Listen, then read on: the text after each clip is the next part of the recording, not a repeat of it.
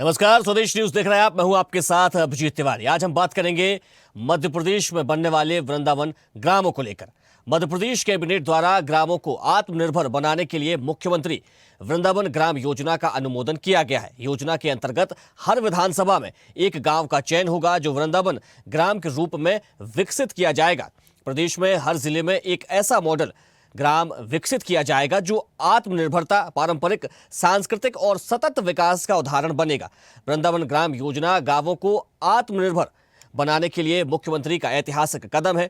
योजना के अंतर्गत प्रत्येक जिले में एक ऐसे ग्राम का चयन किया जाएगा जिसकी वर्तमान जनसंख्या न्यूनतम 2000 हो एवं गौवंश की न्यूनतम संख्या 500 हो।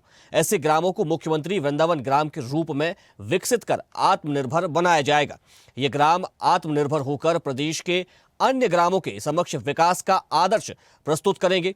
इस योजना के अंतर्गत गौपालन एवं डेयरी विकास, पर्यावरण संरक्षण, जैविक कृषि, जल संरक्षण और सौर ऊर्जा, चारागाह विकास, अधोसंरचना विकास, स्वरोजगार सहित ग्रामीण विकास के विषयगत दृष्टिकोणों से संबंधित विभिन्न कार्यक्रमों का क्रियान्वयन किए जाने का निर्णय लिया गया। इस योजना के अंतर्गत गौपालन एवं डेयरी विकास, पर्यावरण संरक्षण, जैविक कृषि, जल संरक्षण और सौर ऊर्जा, चारागाह विकास, अधोसंरचना विकास, स्वरोजगार सहित ग्रामीण विकास के विषयगत दृष्टिकोणों से संबंधित विभिन्न कार्यक्रमों का क्रियान्वयन किए जाने का निर्णय लिया गया है। सरकार का मानना है कि प्रदेश में कुछ ग्राम इस प्रकार विकसित किए जाएं ताकि वे आत्मनिर्भर होकर प्रदेश के समस्त ग्रामों के लिए उदाहरण बने तथा अन्य ग्राम इन चयनित ग्रामों से प्रेरित होकर स्वयं भी आत्मनिर्भरता और चहुमुखी विकास की ओर अग्रसर हों। तो मध्य प्रदेश में अब ऐसे गांव देखने को मिलेंगे जो कि वृंदावन ग्राम कहलाएंगे और सर्व सुविधा युक्त ये सभी ग्राम होंगे। ये इन ग्रामों को आत्मनिर्भर बनाया जाएगा। यहाँ पर रोजगार के अवसर उत्पन्न होंगे और अब इन ग्रामों की जो तस्वीर निकलकर सामने आएगी जब ये वृंदावन ग्राम बन जाएंगे तो उसमें जो बेहतर से बेहतर सुविधाएं हैं वो इन गांवों में देखने को मिलेगी। गौवंश पर विशेष ध्यान दिया जाएगा। गौपालकों तो कैबिनेट में क्या कुछ अनुमोदन हुआ, सबसे पहले आपको वो सुनवाते हैं। वृंदावन ग्राम योजना को अनुमोदन किया गया है। ये हर विधानसभा में एक ऐसे गांव का चयन किया जाएगा जिसकी पॉपुलेशन न्यूनतम 2000 होगी। उसमें 500 गौवंश कम से कम होने चाहिए और उसमें एक आदर्श ग्राम की परिकल्पना को इस योजना के अंतर्गत साकार किया जाएगा। तो एक आदर्श गांव की के रूप में विकसित होगा और बाद में पूरे जिले को किस प्रकार से, विधानसभा को हमें विकास का मॉडल किस प्रकार से होना चाहिए वो एक मॉडल के रूप में स्थापित होगा। तो मध्य प्रदेश में वृंदावन ग्राम बनाए जाएंगे जिसको लेकर अब तैयारी की जा रही है। ये बड़ा फैसला कैबिनेट ने लिया है। चलिए आज इसी विषय पर करेंगे चर्चा, लेकिन सबसे पहले परिचय करवा देते हैं अपने मेहमानों से। बीजेपी से हमारे साथ जुड़ गए हैं शिवम शुक्ला, मीडिया पैनलिस्ट है। वहीं प्रतिभा विक्टर, प्रवक्ता कांग्रेस, हमारे साथ जुड़ गए हैं। आपका बहुत स्वागत है। और रमेश शर्मा, वरिष्ठ पत्रकार, हमारे साथ जुड़ गए हैं। आपका भी बहुत स्वागत है। शिवम, ये बड़ा अच्छा जो है वो कैबिनेट ने फैसला लिया है, एक मोहर लगाई है इस पर वृंदावन ग्राम बनाने को लेकर, लेकिन कैसे इसका क्रियान्वयन किया जाएगा? क्या ये इसमें चरण तय किए जाएंगे कि पहले चरण में इस तरीके से जो है वो विकास गांवों का किया जाएगा, ग्राम बनाए जाएंगे? क्योंकि उसमें जिस प्रकार से विकास की बात कही जा रही है वो पूरी तरीके से, यानी कि हर एक सुविधा विकास उसमें गांव में रहेगी, चाहे गौपालन की हो या फिर गांवों को आत्मनिर्भर बनाने की हो, चाहे सामुदायिक भवन बनाने की हो, पुस्तकालय बनाने की हो, या तमाम सारे दूसरे विकास हो। तो कैसे इसका क्रियान्वयन होगा? शिवम, क्या आप मुझे सुन पा रहे हैं? चलिए, वरिष्ठ पत्रकार रमेश शर्मा जी हमारे साथ जुड़े हुए।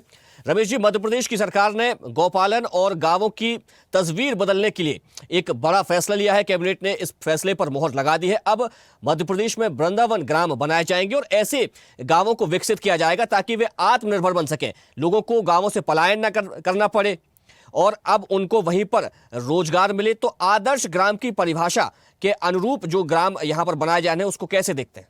कि स्वाभाविक रूप से योजना अपने आप में बहुत अच्छी योजना है और इससे अगर इसका ठीक से क्रियान्वयन हो गया तो ये आत्मनिर्भर बनेगा। स्वतंत्रता के बाद से हर सरकार ने, तो वो कांग्रेस की रही हो या भाजपा की रही हो, गांव को आत्मनिर्भर बनाने की बात हमेशा चली है और उस पर ही गांधी जी ने ग्राम स्वराज की परिकल्पना दी थी। गांधी जी की परिकल्पना है। तो उस आधार पर प्रत्येक गांव को आत्मनिर्भर बनाना तो लेकिन अब ये है कि योजना निश्चित रूप से, इससे जो आपने भी कहा, इससे पलायन रुकेगा, गांव में समृद्धि होगी, गांव आत्मनिर्भर बनेगा और इसके साथ साथ स्थानीय स्तर पर रोजगार भी होगा। भारत कभी अगर सोने की चिड़िया रहा है तो वो कहीं ना कहीं ग्राम शक्ति के आधार पर, वन शक्ति के आधार पर ही रहा है। योजना बहुत अच्छी है, लेकिन इसमें एक देखने की बात यह भी है कि इसका क्रियान्वयन ठीक से हो पा रहा है कि नहीं हो पा रहा है। सामान्यतः जब भी सरकार कुछ योजनाएं लागू करती है तो लोग अनुदान पर तो बहुत ध्यान देते हैं, लेकिन योजना के क्रियान्वयन पर लोग कम ध्यान देते हैं। बिल्कुल। तो इसमें जन जागृति की बहुत आवश्यकता है। सरकार के अपने प्रावधान है, वो गौपालन के लिए भी देगी और गांव में बहुत सारी चीजें उन्होंने घोषणा की हुई है, इसके भी लिए देगी। तो वो एक आदर्श ग्राम की जो कल्पना के अनुरूप है, इसमें एक जन जागृति की भी आवश्यकता है। जिस तरीके से भाजपा के लोग हों, कांग्रेस के लोग हों, जो स्थानीय स्तर पर हो, अधिक से अधिक लोग इस योजना से जुड़े और वो अपने गांव को आत्मनिर्भर बनाए, इसके तरफ जन जागृति की आवश्यकता है। और अगर ये काम हो गया तो ये योजना से वाकई मध्य प्रदेश की जो प्रगति होगी, प्रदेश आत्मनिर्भर बनेगा। जी। गांवों के चयन की जो बात कही जा रही है कि कम से कम वहां पर जो है वो लोगों की संख्या, यानी कि जो निवासरत लोग हैं वहां पर करीब 2000 लोग होने चाहिए और 500 वहां पर गौवंश होनी चाहिए। तो ऐसे गांवों को चिन्हित करने की बात करी गई है और कहा गया है कि ऐसे गांवों में हम विकास करेंगे और इनको वृंदावन ग्राम बनाएंगे। लेकिन एक जिले में ऐसे कई सारे गांव होते हैं जहां पर ऐसी जो है वो जनसंख्या देखने को मिल जाए, वहां पर गौवंश की भी संख्या देखने को मिल जाए, तो फिर इसमें किस प्रकार से जो है वो सरकार अपना निर्णय ले पाएगी, उसको फिर कहां पर उसमें चुनौती का सामना करना पड़ सकता है? देखिए, मोटे तौर पर ये जो न्यूनतम उन्होंने 2000 की जनसंख्या रखी है, ये लगभग ठीक है। उसके पीछे ये है कि इससे कम आबादी वाले जो गांव हैं, जो हमारे यहाँ जिनको हम मजरा और टोला भी कहते हैं, मध्य प्रदेश की लोक भाषा में मजरे टोले ऐसे गांव हैं, कुछ वन ग्राम भी हैं, कई ऐसे गांव हैं जिनकी आबादी 100-100, 200 ही है। तो इनमें क्या है कि सीमित परिवार है।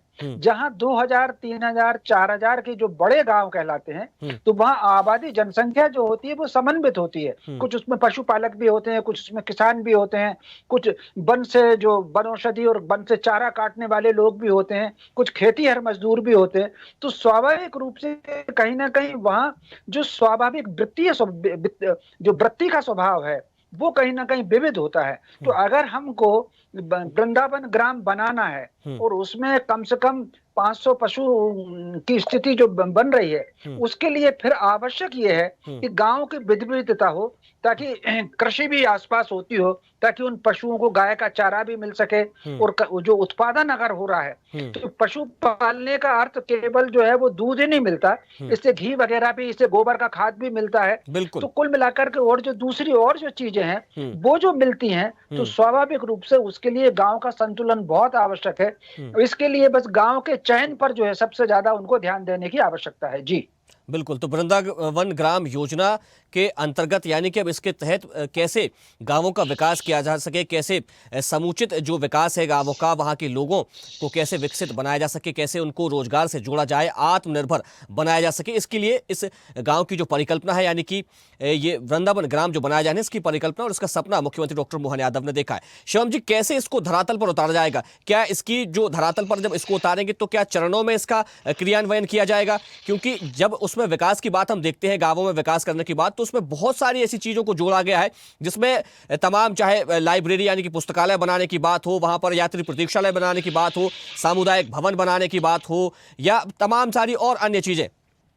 देखिए, सबसे महत्वपूर्ण चीज यह है कि हमारी सरकार लगातार गौ संवर्धन, गौ संरक्षण की दिशा में काम कर रही है। गौ के लिए जो एम्बुलेंस सेवा शुरू करने का विषय हो, उसको संरक्षण देने की, गौवंश के संवर्धन और संरक्षण के लिए सरकार की जो प्रतिबद्धता है, सरकार का जो कमिटमेंट है, माननीय मुख्यमंत्री जी ने अपने कार्यभार को संभालने के बाद ही दिखाना शुरू कर दी थी। सबसे महत्वपूर्ण चीज है, हमने यहाँ तक कि मुख्यमंत्री कार्यालय में भी इस प्रकार का एक भव्य स्तर का सम्मेलन आयोजित किया था और इसके माध्यम से लगातार इस दिशा में आगे बढ़ने का काम हमारी सरकार कर रही है। कांग्रेस पार्टी ने सत्ता में रहने के दौरान गोपाष्टमी के पुण्य दिन पर गौ सेवकों पर, गौ भक्तों पर स्वामी करपात्री जी महाराज के नेतृत्व में जो गौ रक्षा आंदोलन चल रहा था, उसके अनुयायियों पर गोली चलवाने का काम किया था। सड़क पर यूथ कांग्रेस के कार्यकर्ता गाय काटते हुए देखे गए। तमाम चीजों की प्रवृत्ति बहुत विपरीत है और लगातार हम गौ संवर्धन, गौ संरक्षण के लिए काम करने वाले संगठन है हमारे, उसमें कार्यक्रम में गौवंश जो एक ये लोग आवारा कह करके अपमानित करते थे, हमने उसको निराश्रित कहने का काम किया और उनको संरक्षित करने का, उनके लिए गौशालाओं का अभियान हमारी सरकार ने सफलतापूर्वक संचालित किया है। शिवम जी, आपकी आवाज नहीं आ पा रही है। चलिए हमारे साथ कांग्रेस प्रवक्ता हेलो। जी जी हेलो। शिवम जी, मैं लौटूंगा आपके पास। जी, हमारे साथ कांग्रेस प्रवक्ता प्रतिभा विक्टर जी जुड़ी हुई है।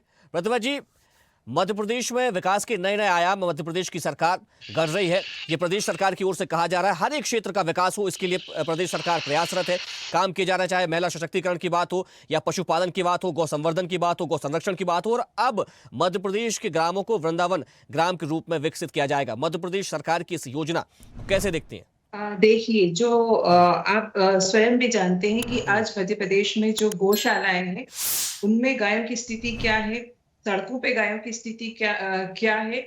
आए दिन सड़क हादसों में गाय की मृत्यु दर बढ़ती जा रही है। गौशालाओं में जितनी क्षमता होनी चाहिए गाय रखने की, जहां 150 की क्षमता है वहां 250 से 300 गाय वहां रखी जा रही है। वहां कर्मचारी है नहीं साफ सफाई के लिए, वहां वेटनरी डॉक्टर्स की सुविधाएं नहीं है। आपने देखा होगा कि कुछ समय पहले बेरसिया में भी एक गौशाला है, वहां पर कई सैकड़ों गायें मर गई थी अचानक। तो रख रखाव के नाम पर सरकार का कोई ध्यान नहीं है, क्योंकि गायों का जो संरक्षण है, जो रख रखाव है, वहां पर गौशालाओं में जो कर्मचारी होते हैं गायों को रखने के लिए, तो उनकी व्यवस्था होनी चाहिए। और जो उनको चारा प्रदान किया जाता है प्रति गाय, सरकार ने एक अमाउंट फिक्स करा है। तो जितना अमाउंट कमलनाथ जी ने फिक्स किया था आज तक वही अमाउंट है, उससे ज्यादा अमाउंट बढ़ाया नहीं गया। बढ़ा दिया गया है गायों प्रतिभा जी, अभी बढ़ाया है। उनके स्वास्थ्य को लेकर डॉक्टर्स होने चाहिए, उनकी साफ सफाई, उनकी देखभाल के लिए भी कर्मचारियों की संख्या बढ़ानी चाहिए।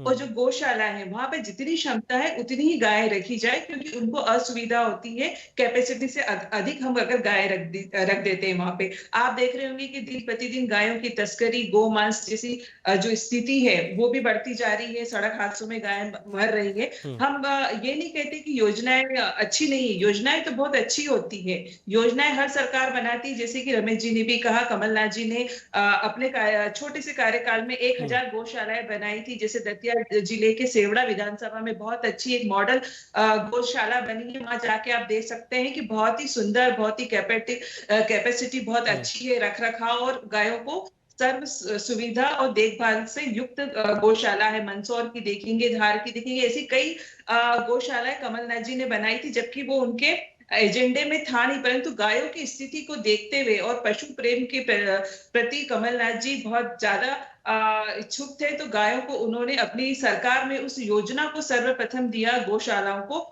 तो उस समय जो उन्होंने किया था आज भी वही स्थिति है, उससे आगे बढ़ा नहीं, जबकि जो कैपेसिटी थी उससे अधिक गाय वहां रखी जा रही है। तो उचित देखभाल, उचित व्यवस्था हो नहीं रही है।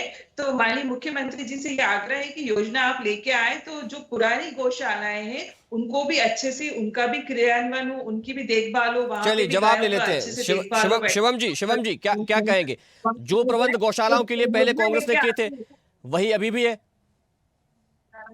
क्योंकि गाय चीज ये है कि कांग्रेस पार्टी को झूठ बोलने की, प्रबंध करने की, प्रेम करने की एक बुरी आदत लग चुकी है। और यही कारण है कि कांग्रेस के नेता ऐसी अनावश्यक बातें कर रहे हैं। सरकारों में रहने के दौरान, विपक्ष में रहने के दौरान सड़कों पर गाय काट करके विरोध प्रदर्शन करते हुए भारतीय जनता पार्टी की सरकार क्या करती है?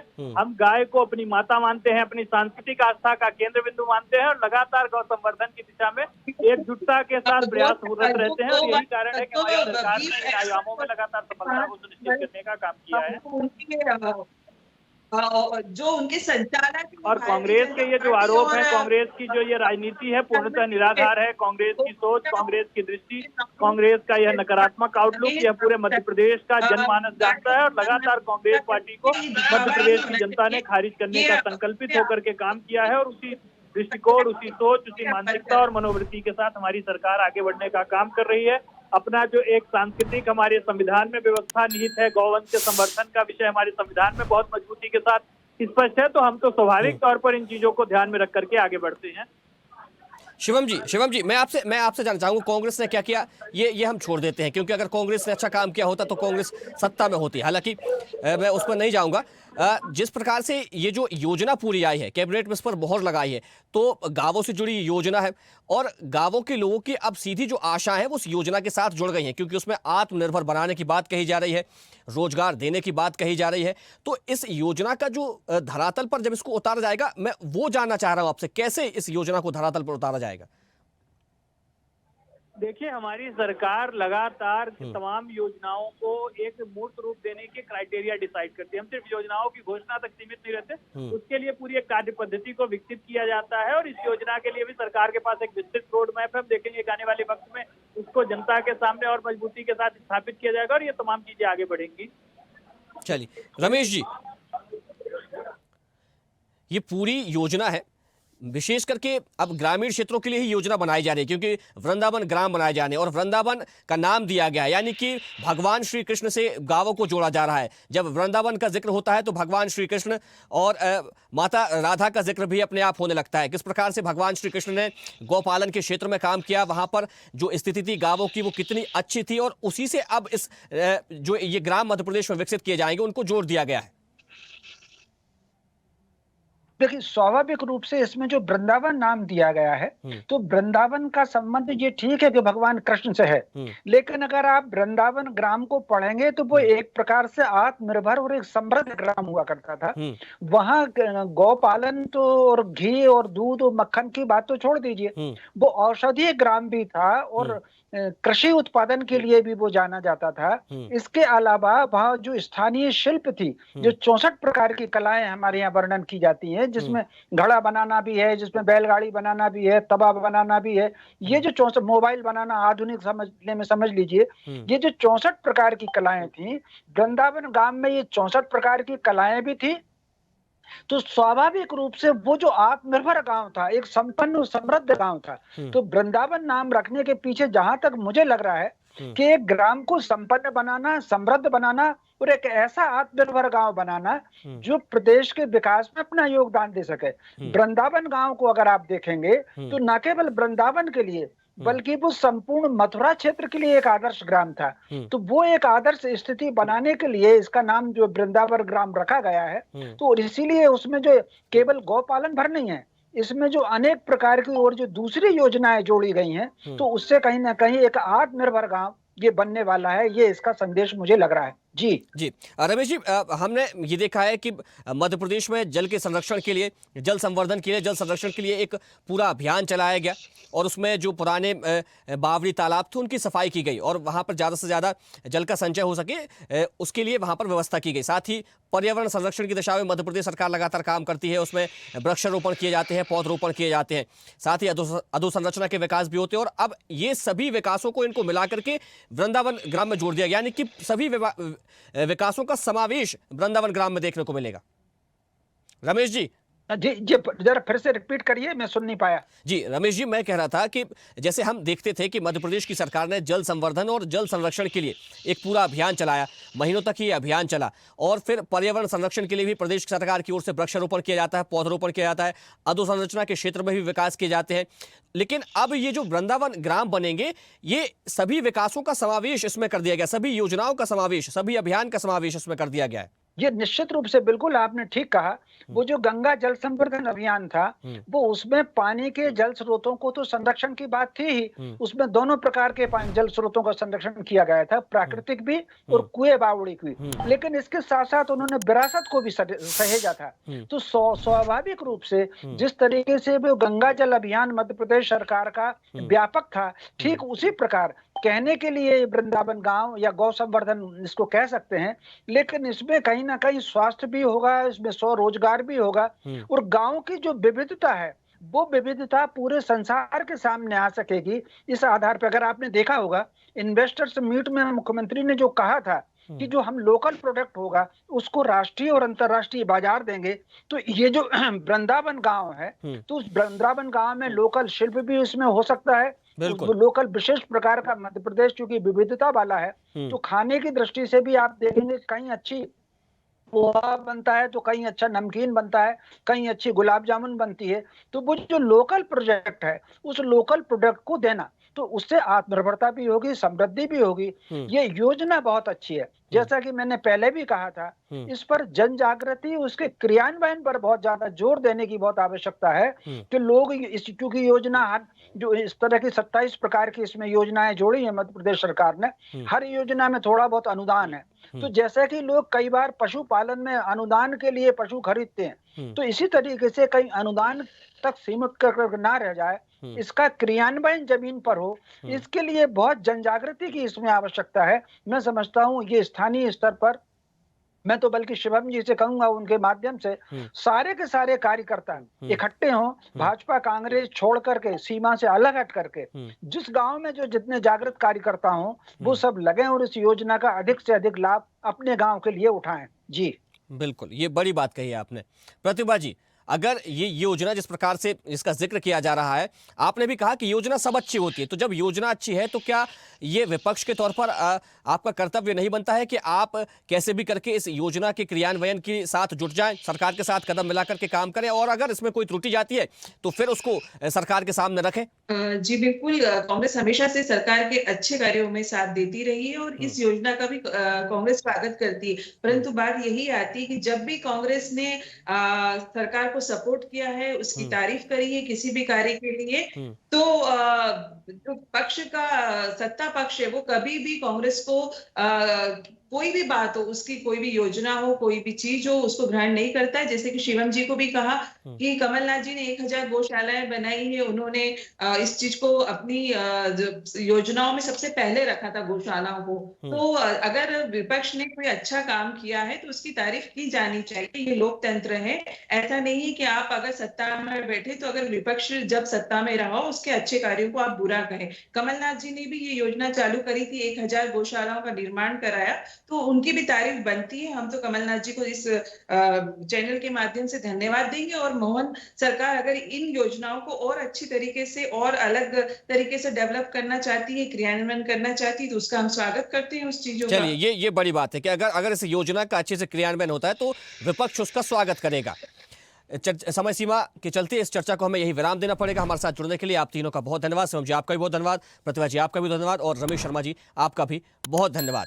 तो मध्य प्रदेश में अब वृंदावन ग्राम विकसित किए जाएंगे। वृंदावन ग्राम में विकास किए जाएंगे, और ऐसे विकास जो कि वहां पे रोजगार उत्पन्न करेंगे, ग्राम वहां पर आत्मनिर्भर बनेंगे, पशुपालन वहां पर किया जाएगा। इसी के साथ ज्यादा से ज्यादा लोगों को रोजगार से जोड़ा जा सके, इसके लिए तमाम सारी ऐसी व्यवस्थाएं भी की जाएंगी जिससे अब जो पलायन है गांवों का वो भी रुकेगा। और वृंदावन ग्राम के को लेकर जो संकल्प यहां पर लिया गया है और इसके लेकर जो योजना पूरी मध्य प्रदेश की सरकार ने बनाई है उसको कैसे धरातल पर उतारा जाएगा, ये तमाम सारी चीजों को भी ध्यान में रखकर हर एक प्रकार से वहां पर विकास किए जाएंगे, चाहे पुस्तकालय हो या फिर यात्री प्रतीक्षाशालाएं हो, गौशालाएं हो, तमाम सारे अब वहां पर विकास किए जाएंगे। चर्चा में फिलहाल इतना ही। देखते रहिए स्वदेश न्यूज, सबसे पहले देश। देखते रहिए स्वदेश न्यूज। अगर आप इस वीडियो को सोशल मीडिया हैंडल फेसबुक या इंस्टाग्राम पर देख रहे हैं तो हमें फॉलो करें, अगर यूट्यूब पर देख रहे हैं तो सब्सक्राइब करें और बेल आइकन दबाना ना भूलें।